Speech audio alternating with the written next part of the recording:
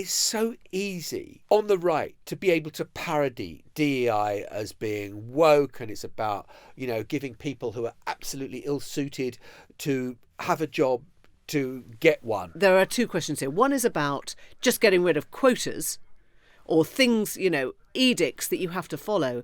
And the other is about what you want corporations, companies, our workplace to look like in the years to come. I would think it would be monstrous. If British companies start thinking, oh my God, we're so terrified of Donald Trump, we can't do this because we might incur the wrath of J.D. Vance. Well, screw it, J.D. Vance. We're our own country. We will do what we think is right, even though you might want to start a culture war in our country. If you're a staff member, or even if you're a customer or a consumer, how do you feel? Before you watch today's episode, we want to remind you that tickets are on sale for the newsagent's live shows with HSBC UK. We're kicking off our tour at Birmingham Symphony Hall on February the 17th. Then we're off to the Bridgewater Hall in Manchester, that's on February the 24th. And finally to Usher Hall in Edinburgh on March the 11th. Head over to Global Player to get your tickets for any of those dates. The link will be in the description below. We're really excited to see you there. We had an email this morning from someone employed by a multinational company, but with its major presence in the US. I'll read it to you.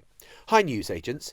I've just come off a business-wide call with regards to DEI, diversity, equity, inclusion, executive orders from the US. The UK business sits under a US company's umbrella and is in the process of fully merging our branding to the US company. We've been told that all DEI activities in the UK will be paused to the annoyance of many members of staff. Are there any other recent executive orders that may affect the UK other than tariffs, of course? So today we're going to ask the big question. Is DEI dead? In other words, are companies now putting aside efforts on diversity, equity and inclusion because they think its time has gone, or because they think business will thrive better without it, or because they're getting signals from the incoming Trump administration that they'll just do better if they put all the woke stuff behind them? Welcome to the Newsagents. It's John. It's Emily. And since Donald Trump signed an executive order very soon after coming to office saying that he was banning DEI from the US government because it was a ginormous waste of money and it was too woke and it was targeting the wrong people and it meant, for God's sake, and he did talk about dwarves being encouraged to become air traffic controllers, and that was after the crash, that somehow DEI was to blame for a plane crash over the Potomac River in Washington, D.C. Yeah, and this kind of rhetoric has sent many companies into a complete tailspin because they're having to ask themselves very fundamental questions, which is, do we have core values? Do we believe in inclusion? Do we believe in diversity? Or have we just been sort of on the bandwagon of what we thought was good for business? And if we do have core values, are we willing to stick with them? Have we got the backbone to stick with them? Or do we now think it's just more prudent to kind of do what the guy in the White House wants us to do? And I think this was exemplified by Deloitte, the accountancy company, who basically put up on their website this wonderful statement, a sort of corporate statement that diversity, equity and inclusion was very important as part of their company. And now they just wiped it off, right? It's disappeared. So it no longer says that is part of the company's core strategy. And I guess the question we're asking today is, if you're a staff member or even if you're a customer or a consumer, how do you feel if the company's core values have changed overnight? Do you think, oh, thank God I don't have to do all those diversity training courses anymore? I understand how the real world of business works. I didn't need to be lectured on that. Or do you think, oh God, am I still valued here? Am I still part of the project? Are they not going to hire people if you're a woman or if you're an ethnic minority? Are they not going to hire people who look and sound like me anymore because they don't have to? And I think that's I think it's a really worrying place. There are two questions here. One is about just getting rid of quotas or things, edicts that you have to follow. And the other is about what you want corporations, companies, our workplace to look like in the years to come. I guess it's possible, and I don't mean this to be a glib answer, that you could feel both. You could feel relief that, oh, thank God I don't have to go on those bloody courses anymore. Anytime I had to do any courses when I was at the BBC, and there would be a whole pile of them, online safety courses and, all the rest of it, the whole panoply of courses that exist. You think, oh God, I get memos from senior management saying you can't come to work tomorrow until you've done the law for journalists course or the this course or the that. I would say course. That's quite an important one to do. Yeah, actually, okay, fair enough. But there will be others where you think this is extraneous and I don't need to do this.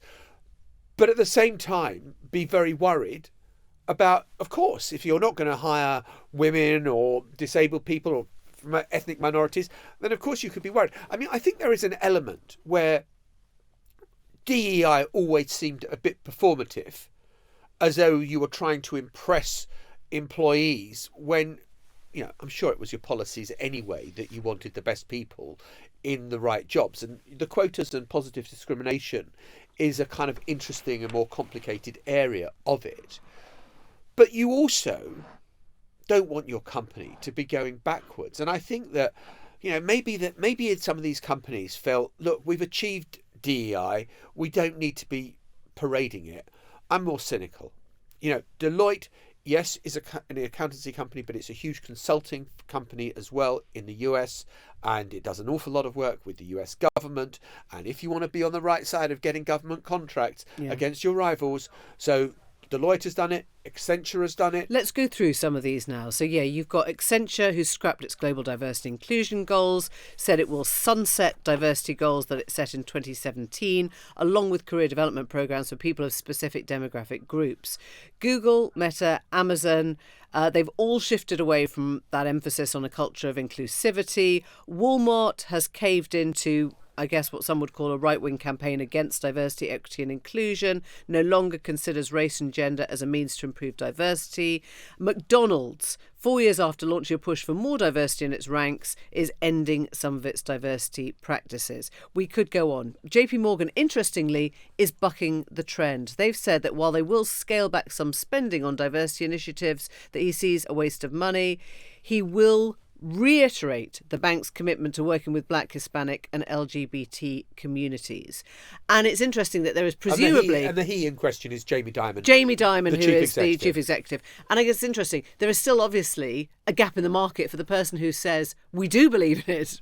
We are going to continue with this. We're going to be the bank that says yes to diversity when everyone else has caved in. I mean, to go back to your original point, which is, if companies are saying we just don't like being told what to do, we don't like quotas, we don't like, having to run online courses, is that fair enough? Is that really what this is about? Like, are they okay to push back on that? I think you're seeing it in, there's been a whole debate over the companies and organisations that brought in Stonewall, for example, to guide their policies on trans issues. And there was a feeling that Stonewall policies were going too far, and it was kind of almost propaganda that was being delivered. It was an ideology. And you're seeing that Stonewall has lost a lot of the contracts in government, at the BBC and other places, where they're not being used to do that sort of work anymore. And I think that it's so easy on the right to be able to parody DEI as being woke, and it's about, giving people who are absolutely ill-suited to have a job to get one. And therefore, there is a sort of, I feel that the backlash, the pendulum is swinging too far back against it, against DEI policies. But they could well, like many of these things, the examples that are given, they are meant to be outrageous, so that you go, oh, I can't believe that they gave to an LGBTQ circus in Peru or whatever it is. When you find out, as most of these things evaporate, there's not actually that much of that going on.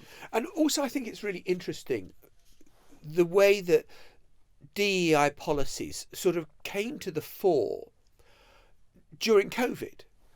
And there were a whole bunch of different things with staff wanting to work much more from home because they didn't feel safe going into an office, and that you can see the backlash to that coming now with all sorts of companies saying, sorry guys, we need you back in the office. There was the George Floyd killing, where it drew attention to kind of racism, and there may be that we need to do more in America and around the world to deal with that.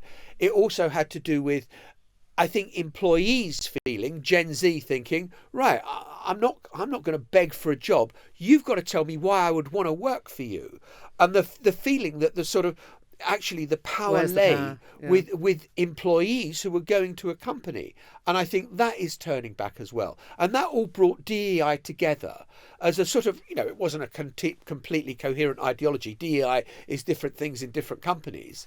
But I think you just do sense that Trump has put his finger on it, and actually, just from that list of corporations that you read out, Emily, the pendulum has swung. Yeah, well, I mean, has the pendulum swung? Every pendulum in the world right now is swinging towards Donald Trump. That doesn't mean that culturally there's been this really kind of enlightened moment of understanding. It means they're all trying to please Donald Trump. It's a very different thing. I mean, I think the email from our listener is asking the question of whether UK businesses can hang on to their, core values or their ethics statements if they're a branch of a US company that doesn't. And I think that's really interesting. On yesterday's podcast, we asked whether JD Vance is trying to, create an ideological war between the US and Europe. And it may come down to areas like this. We used to think of cultural issues as being peripheral, but we know they're not. They're actually at the very centre of what the Trump-Vance administration is about. So will US companies tell their UK arms to stop doing the stuff they're doing? Well, Probably. I think I'm right in saying that Deloitte, they are maintaining their DEI policies in the UK. I would think it would be monstrous, if British companies start thinking, oh God, we've got to abandon, and this isn't being about pro or anti-DEI.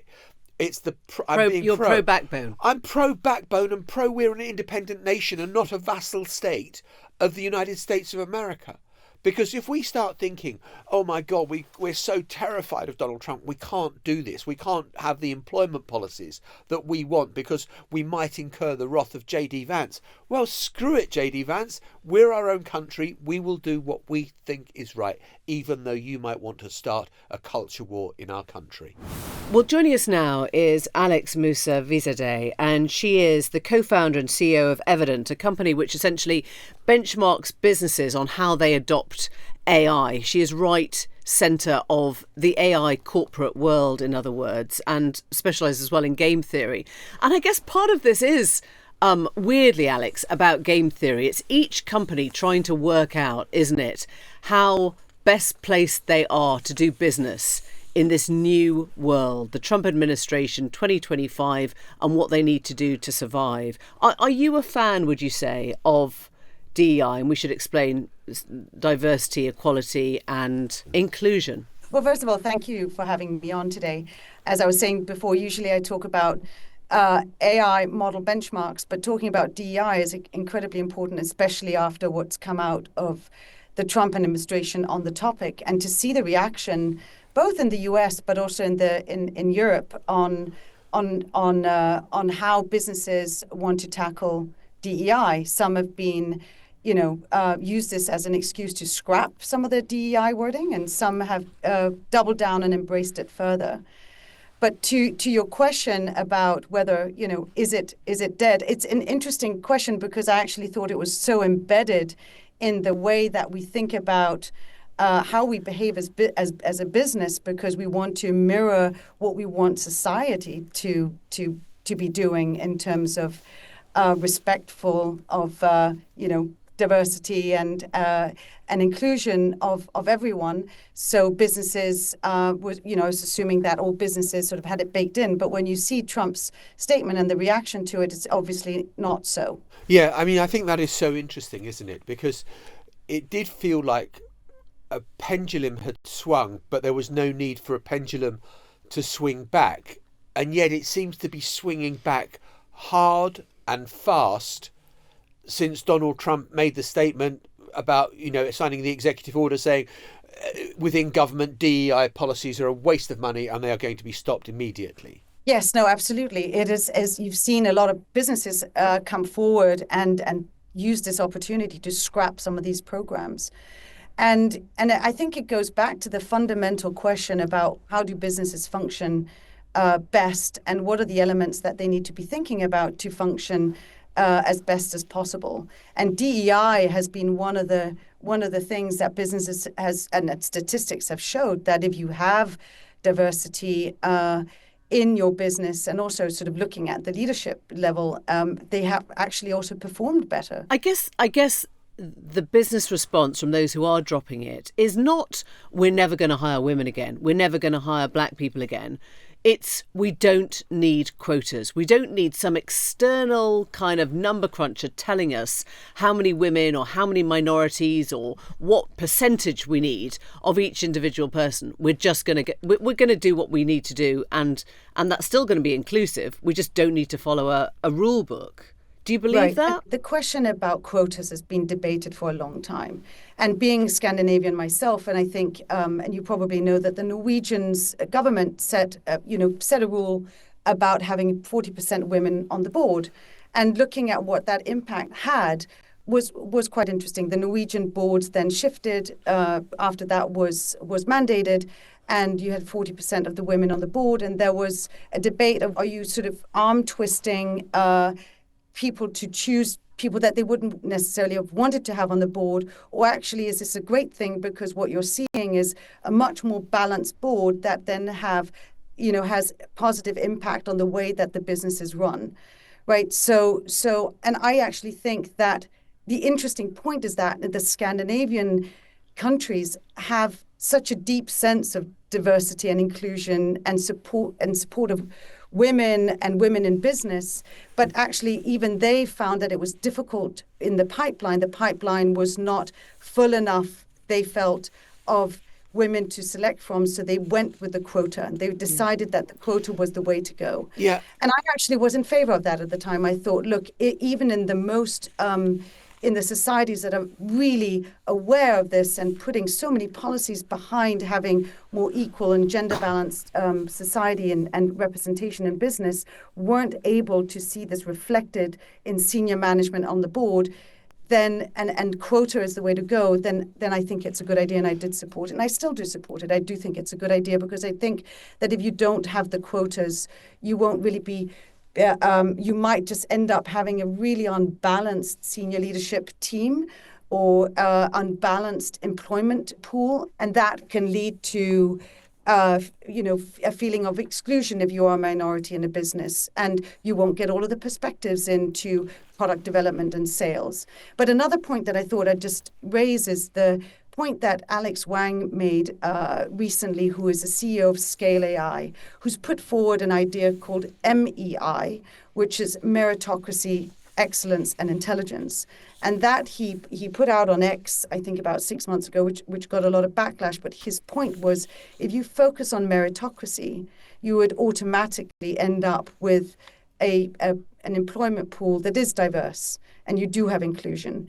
Now, that sounds wonderful in principle, but I think that if you only focus on the meritocracy, meritocracy is subjective, and the pool that you're picking from is not necessarily diverse to begin with. So I think, while I understand that is a nice idea, I don't think actually you will achieve DEI from that approach. Can one take a more cynical view of what we have seen, which is frankly that Donald Trump has given a number of these companies an excuse, a fig leaf, whatever, to be able to say, we could save a hell of a lot of money by, as Accenture put it, sunsetting our DEI policies and just abandoning them. And it also makes good business sense because, frankly, Accenture, we do a lot of government work for the US government in our government affairs business, and therefore we're on the right side of Donald Trump as well. It's a win-win. Well, currently, I think if you're working closely with the US and getting anything from the government, it does make a lot of business sense, right? Because if this is going to be, if you're blacklisted for having DEI explicitly on your website, then and you lose those contracts, for the next 4 years, it's going to be bad business to have DEI as explicitly mentioned. Now, I think if you take that is a cynical view to take. You could take another view, which is the companies that are abandoning it explicitly would say, well, it's so embedded in the way we hire anyway, so it's baked in. Now, I don't know if that is true, but I think that it's a terrible signal to send to the society that we live in, that we're not going to take this into account. And I run a business, and people who run businesses, you want to try and establish in a business, a reflection of how you want society to function. So I think by abandoning DEI, you're also abandoning this view that this is what we want to create at a micro level, so it ladders up at a macro level where you have you're considering, all the time the aspects of DEI. Alex, thank you so much, Alex Mousavizadeh. We're going to talk now about Satoshi Nakamoto. And I bet you half of you are thinking, oh, God, I know exactly who he is. And probably, like me a couple of days ago, was thinking, sorry, I don't really know who we're talking about. And we don't even know whether Satoshi Nakamoto, I don't think we know, is a he or a her or multiple people or even exists. Or even exists as an idea. And you'll never guess who has done the investigation into this. Of course, it is the wonderful Gabriel Gatehouse, who has kind of made a speciality of looking into some of these weirder areas of life where conspiracy theories flourish and flourish beautifully. And Gabriel, great to have you with us in the studio again. What a delightful intro. Thank you. So, first steps. Okay. Who, why should we care? Okay. So, Satoshi Nakamoto is the inventor of Bitcoin, the first ever cryptocurrency. And as such, he or she or they chucked a bomb into the middle of the financial industry. And it happened on the night of Halloween 2008, just as the markets were in meltdown, the financial crisis was hitting all over the world, and this anonymous person calling themselves Satoshi Nakamoto posted a kind of academic-sounding paper on an obscure internet forum populated by devotees of cryptography and hackers and sort of people obsessed with anonymity and privacy. And he proposed a digital currency that would completely cut out the banks. So that's who Satoshi Nakamoto is.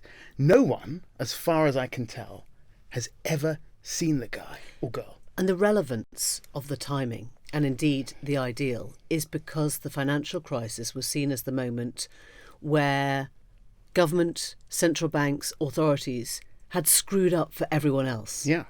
And this was the fight back. That's right. And this is why I guess what your report goes into is questions about that go at the heart of democracy as much as anything. The question of who owns information, who owns the market. Who runs the world, who controls money and who runs the world. So when Channel 4 first came to me and said, would you like to make a documentary about who is Satoshi Nakamoto? I was like, yes, of course, because who turns down a commission from Channel 4? But inside I was thinking, I don't really care who Satoshi Nakamoto is, because he or she or they will end up being like just some random geek from Milton Keynes that no one's ever heard of, right? So nothing wrong with Milton Keynes. Nothing wrong with Milton Keynes. I love Milton Keynes, and I love the spirit of Milton Keynes. But you get what I'm saying. Right? You weren't interested in Bitcoin for Bitcoin's sake. I wasn't at all. I didn't really know anything about Bitcoin at But all. just worth interspersing it there with the comment that Bitcoin is now an asset worth $2 trillion, and therefore has a significant effect on the global economy. If it suddenly went kaput, that would have extraordinary consequences. Would it? I don't know that it would. Well, it would, because it's there's not this tied whole... into central banks. It's not tied into central banks, but if it collapsed, it would have a significant effect on a lot of financial interests and all of... But even more so, the inverse is true. So all of these crypto guys, a lot of them are guys, some of them are girls, but a lot of them are guys. It's a very kind of male-dominated world. They think that the dollar is about to collapse, right? They think that the whole of the global financial system is about to implode, and what will take over? Crypto, right? And in fact, they're not thinking about this mostly in terms of, oh no, the financial system's about to implode. They're like, yay, the financial system's about to implode. And we will then control the financial system. We will inherit the earth. So, right. Well, they will become lords of the universe. Yeah. And so what I was interested in when I started wasn't so much as who is Satoshi, but what does Satoshi mean? Right? What was the plan? What were they trying to do? Because this is the fascinating part about it. This isn't just about a currency. This is a political ideology. This is libertarianism. This is libertarianism plus. Anarcho-capitalism and like, you know, markets rule the world, get rid of governments. And what's so interesting now, of course, is that some of the devotees of this, people like are in government in the United States. Right. So Elon Musk and Peter Thiel, when they founded PayPal at the end of the 90s, their explicit aim, Peter Thiel has spoken about this, was to create a cryptocurrency. Now, PayPal didn't quite work out that way. It just became a sort of online payment system. And this was nearly a decade before Bitcoin appeared. But Peter Thiel's expressed aim there, he said this, was we were starting the revolution against the central banks. So the explicit aim of this project, whoever Satoshi is or was to take down the central banks. And in fact, much more, because it turned out, I didn't know this when I started, but when I started pulling at these threads of what these guys believed in, they believe in much more than just digital money and cryptocurrency. They believe in taking down nation states, getting rid of central governments. They believe in radical life extension. What does that mean? Well, that means living long. 160, 260, 1,000. Becoming through immortal. Cryogenics or right. So never did I expect when I first started looking for Satoshi Nakamoto to find myself in a room full of frozen human heads.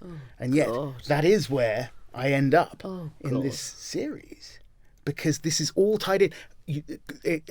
Colonizing the cosmos, living forever, merging humans with machines, AI, all of this stuff germinated and grew out of this online subculture in the 1990s called cypherpunks and extropians. And basically, in my search for Satoshi, I find myself in this weird world of people who want to live forever. Did you emerge thinking that is so removed from reality? This is about the destruction of reality as we know it. You go to a sort of cyber crypto fair in Miami where there's all this conspiracy art on the wall, and you're sort of, you know, you're talking to people. You say it's a bit like a village fete, but it's kind of a futurist village fete. Did you think, oh my God, these guys are so detached from reality? Or did you think we've got to catch up because that reality is coming at us? I started thinking these guys are kind of detached from reality. They're sort of fantasists. This is a parallel world. At that Bitcoin event in Miami, there was Bobby Kennedy Jr., for example. This is like nearly 2 years ago now. No, a year and a half ago. Before so now the Health and Human Services Secretary. Now the Health and Human Services Secretary, also known as the candidate from conspiracy theory land, son of Bobby Kennedy, nephew of John F. Kennedy, etc., etc. But as I carried on my investigation, and as politics sort of moved along and we went into the 2024 election, and I realised that actually it was me that needed to do the catching up. And this is the world now, right? The people who are running America believe in this stuff. They are making the sci-fi dreams of their childhood come true through sheer kind of force of will and new technology. So some of what you describe, I mean, you know, living forever and all the rest of it, it sounds like madness, and it sounds... I mean, I wouldn't want to live forever, would you? No, God, no. Emily? After a tough day of doing the news agents, I'm kind of ready to call it a day, frankly. So some of it sounds like absolute madness. But if you had described a cryptocurrency which was going to bring down, national banks or whatever, central banks, 20 years ago, people would have said, That is ludicrous as well. Exactly. So we are now catching up with this sci-fi world. And interestingly, these guys are all very influenced by one particular sci-fi writer who I'm not really into sci-fi, but I had to get into it for this story. It's not Douglas Adams. It's not Douglas Adams, although Elon Musk is a big devotee of Douglas Adams. It's a guy called Neil Stephenson, who in 1992 wrote a book called Snow Crash, in which he coins Yes, I've just started reading that. Have you? Yeah, I just started reading it. Because Have you? What do you think of it? Well, I found it quite hard to read, actually, if I'm honest. Hard to read. Because it's somebody who's writing about something that they think is never going to happen. It's the And now sci-fi it's crazy happened. future. And now you're like, yeah, tick, tick, tick, check. So that was why, my husband bought it and I started reading it because I thought otherwise I'm going to get left behind. It's an amazing book. Like, I am not particularly into the genre. It's like cyberpunk, sci-fi stuff. But Stevenson has this kind of very devoted fan base because they see him as a prophet, right? They think that this world that he imagined back at the dawn of the internet age is now coming to fruition. Funny, like we speak to Stevenson in the series, and he's exactly as you imagine, like completely bald, very intense.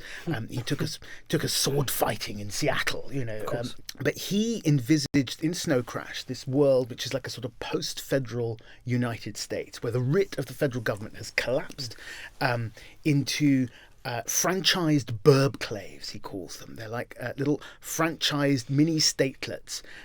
And the best way of describing it is, imagine if you could choose your citizenship the same way you choose your gym membership, right? So there's a burbclave for like hyper-financialized capitalist everything. It's called Mr. Lee's Greater Hong Kong. There's a burbclave for white nationalists. It's like based on a KKK something or other. There's a burbclave for this, a burbclave for that. This was his kind of dystopian vision. But these guys, the Elon Musks, the Peter Thiels, they're like, just think it's a blueprint. Oh, it's a great idea. It's brilliant, and there are people who are now working to make this real, and there are real burbclaves that exist. We went to visit one on an island off the coast of Honduras in Central America, where these tech bros have basically bought a chunk of land off the Honduran government, have their own laws, and are doing experimental genetic therapies to help them grow bigger muscles and live forever. Oh, God. It's a bit like Margaret Atwood. You've got to be careful what science fiction you imagine. Right. Because it all comes to pass. Correct. And I spoke to Neil Stephenson about that. And I said, do you look around and sort of feel responsible for the world that is now coming into being? And he was like, look, I'm an entertainer. I'm not a prophet. It's almost like he was like, oh, God, leave me alone. It's not my fault.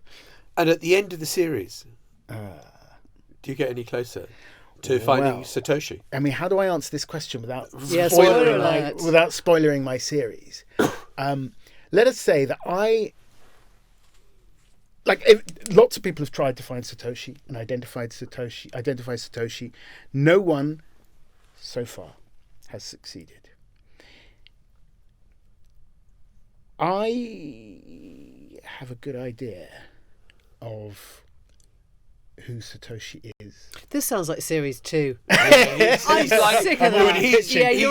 He's already in talks, I bet you, exactly. with the commissioners. I couldn't get it Channel all 4. in. Couldn't get it in, but if you give me another 5 parts, we might get there. Gabriel, you're on tomorrow.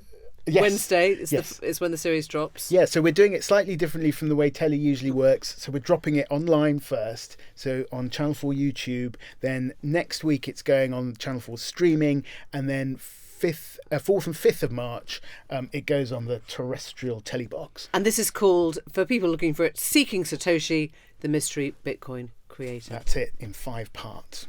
Gabriel, fab to see you. Thanks lovely for having to see you. See you soon. See you soon.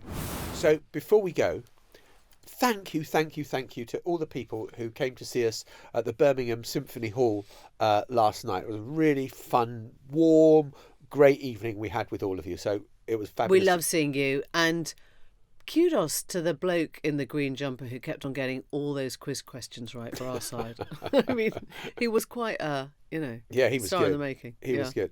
And we were a little bleary-eyed this morning, and I've got a confession that I was trying to order you, Maitlis, a coffee. And I said, excuse me, in our hotel, can I get a coffee, a flat white, please? He was an airline pilot. He wasn't part of the catering staff. John's at never the allowed hotel. back in that hotel again. He was a pilot. He said, "Me, Got wings. I've got wings." Yeah.